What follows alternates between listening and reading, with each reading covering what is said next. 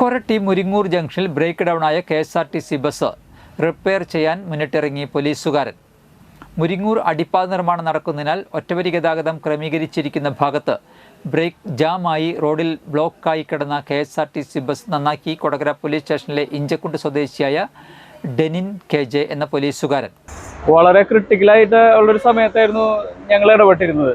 അതായത് ഒരു ബൈക്ക് പോലും ആ സിംഗിൾ ലൈനിൽ കൂടെ അവിടെ സ്ലോ ആയി കഴിഞ്ഞാൽ മൊത്തം ബ്ലോക്ക് ആവും. ആ സമയത്താണ് ഒരു KSRTC ബസ് ബ്രേക്ക് ഡൗൺ ആയി നിൽക്കുന്നത്. ഞങ്ങൾ നോക്കുമ്പോൾ ബ്രേക്ക് ജാമാണ്. അപ്പോൾ എല്ലാവരും നോക്കുന്നുണ്ട്. പിന്നെ കുറച്ച് സമയം കഴിഞ്ഞപ്പോഴേക്കും കിലോമീറ്ററുകൾ ബ്ലോക്കായി. 100 കണക്കിന് വണ്ടികളാണ്. അതിൽ ആംബുലൻസ് ഉണ്ട്, എയർപോർട്ടിൽ പോകുന്നവരുണ്ട്, ഒരുപാട് ആൾക്കാരുണ്ട്. പിന്നെ ഒരു വണ്ടിയും പോകാത്തൊരവസ്ഥയിലേക്ക് എത്തി. അപ്പോൾ ഈ വണ്ടി എങ്ങനെയും മാറ്റിയാൽ മതിയാവും. ആ സമയത്ത് ഞങ്ങൾ ചെന്ന് നോക്കിയപ്പോൾ ബ്രേക്ക് ജാമാണ്, എയർ ബ്രേക്ക് ജാമാണ് ആ സമയത്ത്. അപ്പം തൊട്ടടുത്ത വർക്ക്ഷോപ്പിൽ ഒരു ബൈക്കിൻ്റെ വർക്ക്ഷോപ്പിൽ പോയി ഞാൻ.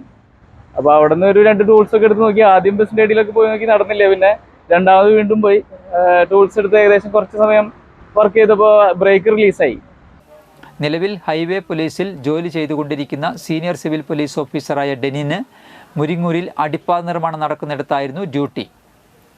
യാത്രക്കാരുമായി എറണാകുളത്തേക്ക് പോവുകയായിരുന്ന KSRTC ബസ് മുരിങ്ങൂരിൽ എത്തിയപ്പോൾ എയർ ബ്രേക്ക് കംപ്ലൈൻറ്റ് ആയി വഴിയിൽ കുടുങ്ങുകയായിരുന്നു.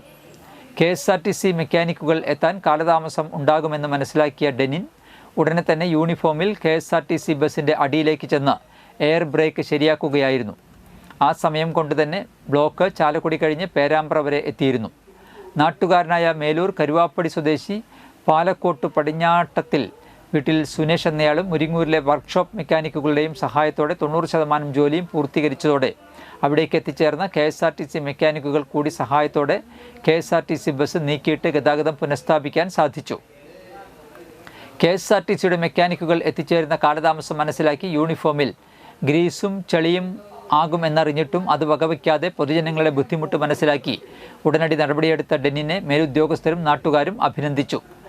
ഡെനിൻ്റെ കൂടെ ഹൈവേ പോലീസിലെ sub inspector Liju, senior civil police ഓഫീസർമാരായ സജീഷ്, ഷബീർ എന്നിവരും Koratty police sub inspector Shaju OG എന്നിവരും സഹായത്തിനുണ്ടായിരുന്നു.